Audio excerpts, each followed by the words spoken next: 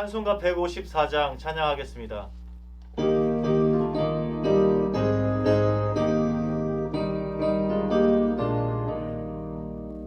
생명의 주여 멸류관 받으시옵소서. 날 위해 쓰신 가시관 나 기억합니다. 적의 쓸만의 기도를 늘 기억하게 하시고 그 십자가의 은혜로 날 인도하소서. 누셨던 무덤 내게로 보이시옵소서. 잠드신 동안 천사가 굳게 지키었네. 적의 쓸만의 기도를 늘 기억하게 하시고 그 십자가의 은혜로 날 인도하소서. 마리아처럼 새벽에 주께로 갑니다. 빈 무덤 내게 보이사 날 가르치소서. 적의 쓸만의 기도를 늘 기억하게 하시고 그 십자가의 은혜로 날 인도하소서. 고난의 잔을 날 위해 다 마셨나이다. 나 항상 나의 십자가 감당케 하소서. 적의 쓸만의 기도를 늘 기억하게 하시고 그 십자가의 은혜로 날 인도하소서.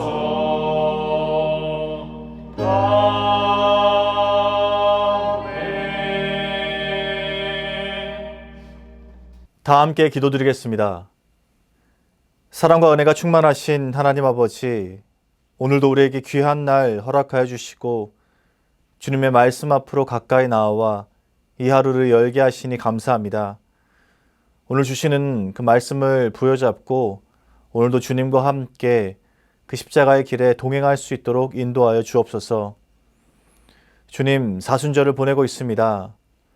그 동산으로 가는 여정에서 주님이 만나신 그 사람들과 우리도 함께 있게 하시고 그곳에서 주님의 사랑을 느낄 수 있도록 인도하여 주옵소서. 주님이 하신 말씀의 의미를 하나하나 밟아가면서 그 말씀을 우리 삶에 녹여내고 살아낼 수 있도록 인도하여 주옵소서. 그리하여서 십자가의 고난과 그 고난이 끝난 뒤에 부활의 현장에서 우리도 주님과 함께 부활을 맞이하며 부활의 영광을 누릴 수 있도록 인도하여 주옵소서. 주님, 우리 교회를 위해 기도합니다. 우리 교회를 이곳까지 인도해 주심에 감사합니다. 주님, 앞으로 우리 교회 미래 또한 주님 손에 달려있음을 기억하고 믿고 고백하며 주님께 맡길 수 있도록 인도하여 주옵소서. 나의 생각과 나의 뜻을 우리 교회를 통해서 이루는 것이 아니라 주님의 꿈과 비전을 우리 교회 가운데 이뤄낼 수 있도록 인도하여 주옵소서. 주님께서 말씀하신 그 교회의 교회됨을 우리가 기억하고 우리가 이 땅에서 우리 수유조역교회가 그 주님의 말씀을 이뤄갈 수 있도록 인도하여 주옵소서. 주님, 멀리 우크라이나 땅에서 고통받고 신음하고 있는 이들에게 하늘의 위로와 평화를 허락하여 주시고 속히 그 전쟁을 멈출 수 있도록 인도하여 주옵소서. 주님만이 하실 수 있사오니 주님께서 전쟁을 그치고 평화를 선포하여 주옵소서. 그리하여서 황폐화되진 그 땅 가운데 다시 한번 희망과 소망의 꽃이 피어날 수 있도록 주님 역사하여 주옵소서. 이제 주님께서 허락하신 말씀의 자리로 나아갑니다. 오늘 하루도 주님과 함께 동행하며 이 말씀을 따라 걸어갈 수 있도록 인도하여 주옵소서. 감사드리며 예수 그리스도의 이름으로 기도드립니다. 아멘. 오늘 하나님께서 우리에게 주신 말씀은 마태복음 11장 28절에서 30절 말씀입니다. 수고하고 무거운 짐진 자들아 다 내게로 오라. 내가 너희를 쉬게 하리라. 나는 마음이 온유하고 겸손하니 나의 멍에를 메고 내게 배우라. 그리하면 너희 마음이 쉼을 얻으리니 이는 내 멍에는 쉽고 내 짐은 가벼움이라 하시니라. 아멘. 오늘의 한 문장. 예수는 복종하되 철저히 복종하였다. 그것은 처음부터 신도들의 눈에 띈 일이었다. 그들은 예수가 죽는 데 이르기까지 복종한 데 대하여 놀랍게 생각하고 있었다. 나의 멍에를 메라 라는 제목으로 말씀 전하겠습니다. 사람은 누구나 수고하고 무거운 짐을 지고 살아가는 존재입니다. 각자마다 자기에게 주어진 그 짐들이 있기 마련입니다. 적어도 이 땅에 발을 딛고 살아가는 한 그 누구도 그 짐으로부터 자유롭게 살아가는 이는 한 사람도 없습니다. 그렇기에 누구나 이러한 짐으로부터 또 해방되기를 원합니다. 무거운 짐을 벗어버리고 참된 평안과 안식을 얻는 것은 모든 사람에게 동일한 소망입니다. 그런데 오늘 주님께서는 우리에게 너무나도 놀라운 말씀을 하고 계십니다. 수고하고 무거운 짐진 자들아 다 내게로 오라. 내가 너희를 쉬게 하리라. 예수님께서는 진정한 쉼을 누리지 못하고 그 무거운 짐을 진 채 살아가는 우리들에게 말씀하십니다. 다 내게로 오라. 내가 너희를 쉬게 하리라. 과연 우리 주님께서는 우리에게 어떤 길을 안내해 주고 계실까요? 그리고 어떤 방법이 있길래 우리가 그 우리의 짐을 가볍게 하고 살아갈 수 있는 것일까요? 시편 기자는 우리가 살아가는 인생 여정이 수고와 슬픔뿐이라고 말했습니다. 시편 90편 10절입니다. 우리의 연수가 70이요 강건하면 80이라도 그 연수의 자랑은 수고와 슬픔뿐이요 신속히 가니 우리가 날아가나이다. 이렇듯 인생은 수고와 슬픔의 연속입니다. 그리고 인간은 자신이 감당해야 할 인생의 짐을 덜어내고 참된 안식을 얻고자 애를 씁니다. 인도의 한 수행자는 세상과 단절하는 것이 쉼을 얻는 것이라 여기고 홀로 토굴에서 수십 년을 생활하기도 합니다. 그러나 이러한 수행자들은 오히려 그 수행의 굴레에서 벗어나지 못하고 거기에 매몰되어 버립니다. 그리고 사람들이 안식에 참 목말라 있고 그 안식을 찾는 일이 얼마나 어려운 것인지 보여줄 뿐입니다. 그런데 이런 우리의 인생에게 예수님께서 찾아오셨습니다. 참된 평안과 안식을 주기 위해 예수님께서 우리를 찾아오셨습니다. 그리고 우리에게 참 은혜는요, 바로 여기에 있습니다. 예수님께서 인간의 모습으로 우리에게 찾아오셨다는 것입니다. 예수님도 우리와 마찬가지로 연약한 육신으로 이 땅의 삶을 사셨습니다. 완전한 인간으로 우리가 인생에서 겪는 질고와 그 슬픔을 모두 동일하게 겪으셨습니다. 이 말이 무슨 의미인가 하면요. 예수님은 우리를 다 아시고 이해하실 수 있다는 말입니다. 인간과 똑같은 모습으로 이 땅에서 동일하게 사셨기에 우리 주님은 어떤 짐이 인생을 무겁게 하는지 잘 알고 계십니다. 그리고 그 고통에서 벗어나는 길 또한 정확하게 제시해 주십니다. 그래서 우리는요, 예수님께 나아갈 때 우리의 그 무거운 짐을 벗어버릴 수 있습니다.